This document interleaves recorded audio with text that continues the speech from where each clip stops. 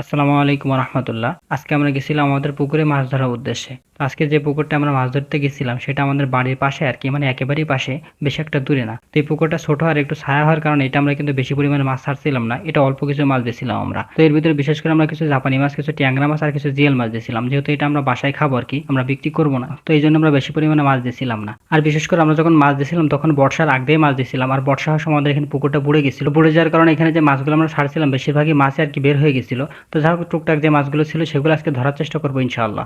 এখন যেহেতু শীত একেবারে শেষের দিকে, মানে আমাদের পুকুরে পানিও কমে গেছে, তো আমাদের ব্যস্ততার কারণে আমরা মাছগুলো ধরতে পারতেছিলাম না। তো আজকে চিন্তা করলাম যেভাবে হোক আমাদের মাছগুলো ধরে ফেলতে হবে, যেহেতু পানি একেবারে শুকিয়ে গেছে আর যে মাছগুলো আছে সেগুলো আবার শিয়ালে খেয়ে নিচ্ছে। তো যার কারণে চিন্তা করলাম আজকে যেভাবে হোক মাছগুলো ধরার চেষ্টা করবে, আর বিশেষ করে এখানে যে বড় মাছগুলো আছে সেগুলো ধরার চেষ্টা করবো। তো সকালে আমাদের খামারে যে সকল কাজগুলো ছিল সেগুলো সেরে নিয়েছিলাম, নেওয়ার পর আমাদের মাঠে আরো একটু কাজ ছিল সেটা আমরা করে নিয়েছিলাম, করার পরে আমরা এখানে মাছ ধরার উদ্দেশ্যে আসি। তো নানার কাছ থেকে একটা জাল নিয়ে আসছিলাম, যেহেতু আমাদের বাসায় জাল নেই, চিন্তা করছিলাম এখনো যে পরিমাণে পানি আছে এই পানি আমরা শেষে মাছ ধরতে পারবো না, যার কারণে আমাদের জাল দিয়ে ধরতে হবে। যার কারণে আমাদের বাসা থেকে জাল নিয়ে আসছিলাম, নিয়ে আসার পর আমরা মাছ ধরার কাজ শুরু করি। আর আমি যেহেতু জাল ফেলতে পারি না, তো যার কারণে সালাম ভাইয়ের সাথে নিয়েছিলাম। তো সালাম ভাই জাল ফেলার কাজটা করতেছিল না, সালাম ভাইয়ের সাথে আমি সাহায্য করতেছিলাম। তো প্রথমে আমরা কয়েক খেও জাল ফেলছিলাম, ফেলার পরে আর কি মাছ আমাদের বের হয়ে যাচ্ছিল। তো পরবর্তী চিন্তা করলাম এখানটা আমরা জাল টানার মাধ্যমে মাছ ধরার চেষ্টা করবো। তো যার কারণে আমরা দুই পাশ থেকে দুইজন জাল ধরছিলাম, ধরার পরে আমরা মাঝখানে যে একটা কোষ মতো বানাইছিলাম, তো আমরা যখন জাল টানছিলাম তখন ওই কোষের ভিতরে মাছগুলো ঢুকে যাচ্ছিল। তো আমরা যে মাছগুলো আমরা এখানে ছাড়ছিলাম ওই মাছগুলো আমরা তেমন একটা পাই নাই।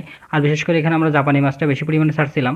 তো পরবর্তীতে এখানে কিন্তু আমরা একটা জাপানি মাছও পাই নাই। আর সব থেকে আশ্চর্য বিষয় হচ্ছে এটাই যে আমরা এখানে ফলুই মাছ মোটেও ছাড়ছিলাম না, মানে একটাও ফলুই মাছ ছাড়ছিলাম না, আমরা বেশ কয়েকটা ফলুই মাছ পাচ্ছিলাম। তো যাই হোক, সবকিছু মিলে আলহামদুলিল্লাহ, মানে মাছ যেগুলো ছিল সেগুলো আবার শিয়ালে খেয়ে ফেলছিল মোটামুটি যে মাছগুলো ছিল। আর বিশেষ করে যেহেতু পানিতে পড়ে গেছিল, তো এই জন্য মাছ আমরা তেমন একটা পাইছিলাম না। তো যাই হোক, এখানে প্রচুর পরিমাণে ছোট মাছ ছিল, এগুলো জাল দিয়ে ধরা সম্ভব না। তো পরবর্তীতে এখানে আমরা ছেঁচে এই মাছগুলো ধরার চেষ্টা করবো। তো যাই হোক, আলহামদুলিল্লাহ মোটামুটি আমরা ভালোই মাছ পাইছিলাম। তো কিছু জাপানি পুঁটি মাছ পাইছিলাম, কিছু ফলুই মাছ পাইছিলাম, কিছু বাটা মাছ পাইছিলাম। তো যাই হোক, এইভাবে আজকের মতো মাছ ধরার কাজটা সম্পন্ন করি। তো ইনশাল্লাহ পরবর্তীতে এখানে যখন শেষে মাছ ধরো সেটা আপনাদের দেখানোর চেষ্টা করবো। তো এই পর্যন্ত সকলে ভালো থাকবেন, সুস্থ থাকবেন। আসসালামু আলাইকুম।